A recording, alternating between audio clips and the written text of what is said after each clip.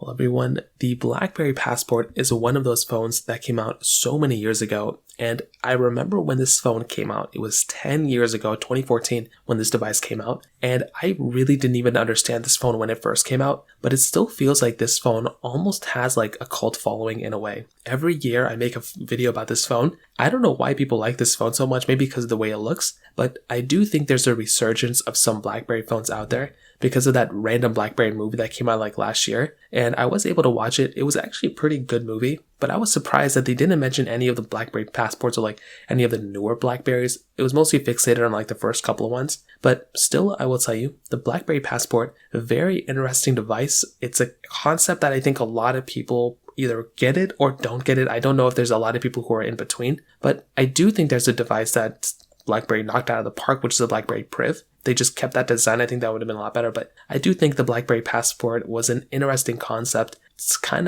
an interesting device, and we'll take a look at it if you've never even seen one before. Now, if you want to pick up some phones that I would 100% recommend picking up this particular year, links will be down in the description. You can get them from there, and you can help support the channel at the same time. Now, starting off with the outside of the BlackBerry Passport, on the front of this particular phone, you had a 4.5-inch IPS LCD panel. It was a 1440p display, which back in 2014 was actually a very good display. You were also getting, a little bit of bezel around it if you want to consider it the top bezel, but then you were getting that keyboard at the bottom. Now, the display was a touchscreen, so the multi-touchscreen, you can mess around with it whatever you want to. You did have the BlackBerry operating system at the time, which is awesome, which was good enough, I would say, for the most part, for a vast majority of people. And then you had that keyboard, which in and of itself was probably hit or miss for a lot of people, and it was either the reason you're buying this thing or the reason you're not buying this thing. Now, I like the concept of this keyboard. Like, it was cool. It was kind of like, it had like cool feature on it. Like, you had the little features around it. Like, it was a cool keyboard. The only issue with this particular keyboard, I would say, was that it was very, very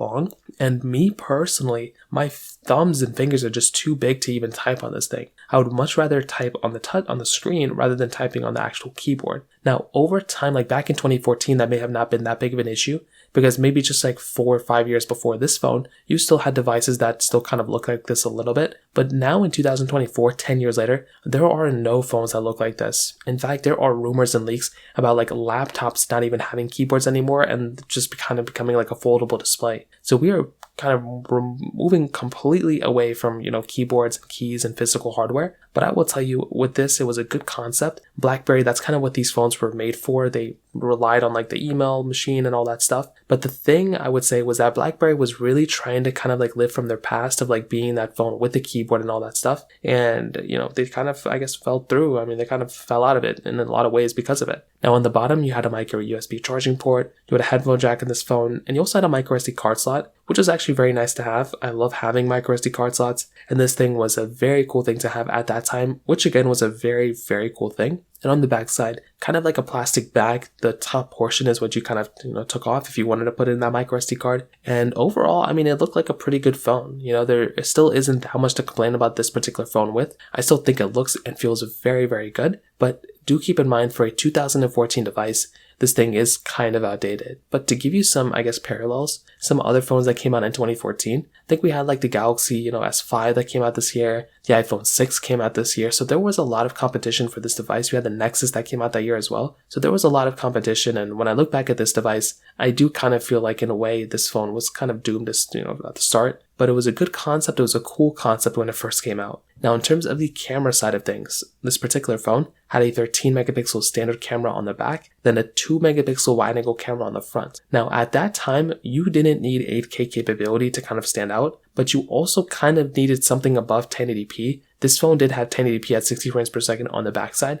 and you did have 720p on the front. Definitely not that terrible of a resolution to have, for that time. And you might hear like a 2 megapixel front facing camera and think it's terrible. Yes, in today's standards, it is not that great. But back then in 2014, this camera really wasn't that bad. Like, again, it wasn't perfect or anything, but for a camera being of this quality, you could definitely get like worse cameras than this thing back in 2014. But I will tell you, there were significantly better cameras than this thing back in that year. I do think the Galaxy S5's camera was not that, but was actually pretty good at that time. But then the iPhone 6 and 6 Plus's camera was also pretty good at that time too. Those were the phones I pretty much used, and I had a really good time with those particular sensors. But then if you're buying something like the Blackberry Passport, well then you're definitely not buying this thing because of the camera. You're probably buying this thing because of the operating system or because of the keyboard. The camera really wasn't that great, and even when I use it nowadays or I mess around with it, I mean, you kind of know what you're getting, and that's kind of the only thing I can say about this particular phone from that particular standpoint. So from the camera side, there really isn't much to harp on, but I will tell you from that particular side, it really isn't that great when it comes down to it anymore. And even back in 2014, it really wasn't even that great. So in terms of that kind of covers it up there. Now, in terms of the software and the operating system, I was about to say operating system. This particular phone,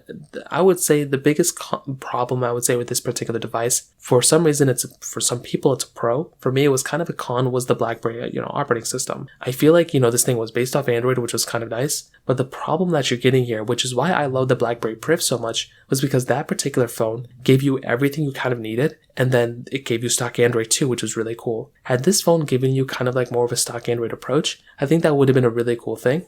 Unfortunately, it gave us the BlackBerry operating system, which, they still supported for a little bit of time, but, you're really much better off getting some sort of like actual operating system from Google or Apple rather than getting these like spin-off one-offs. Rather than getting these like once good softwares like the BlackBerry operating system, like I've never really been a fan of it, and that was probably its only con. I didn't like maneuvering around the whole entire UI either, which could be a problem. But on top of that, this phone has been unsupported with software for so many years now, so you're probably not going through and buying this phone anymore. I think a lot of people have probably moved on, and it really doesn't make a lot of sense to even purchase this phone anymore, especially from a software standpoint. So take it as you will, but you're probably not going through and using this phone anymore. And if you are, you're probably not going to have that great of a time on it, if I'm being honest, because that's just going to run into more and more issues. And you're just better off purchasing a phone that's still supported with software. From the performance side, honestly, like for the basic things you'd probably do, you'd be okay. It did have that Snapdragon 801 chipset inside, and you were getting 3 gigabytes of RAM. Now, the thing with this particular phone at that time is that, again, it's just not really that great of a performing device. There's not really too much else to kind of say about it. At that time, it was pretty good, and it still is actually, like, for basic things, it's actually not that terrible. But I guess for any 2014 phone that's 10 years old,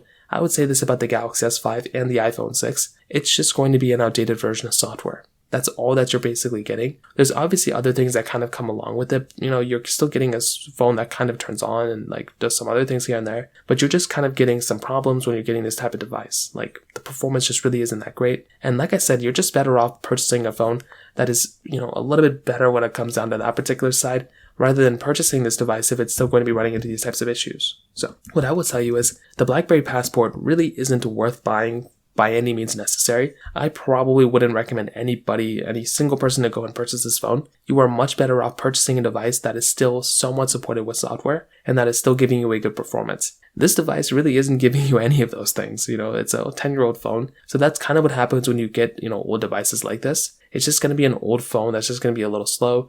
That's not going to be able to handle everything you throw at it. You're much better off. If I were to recommend phones, the Google Pixel 5, the Google Pixel 6, those types of devices, the Samsung Galaxy S21 or newer. I'm trying to think what else, but like the iPhone, a 10R or newer, like those types of devices I'd recommend buying. And this one, not so much. So that pretty much covers it up there. If you have any other thoughts or questions, let me know in the comment section below. Hit the like button, that would mean so much, but definitely hit that subscribe button. More importantly than everything else, I love every single one of you guys. Hopefully I'll catch you guys in the next video. Peace out till then.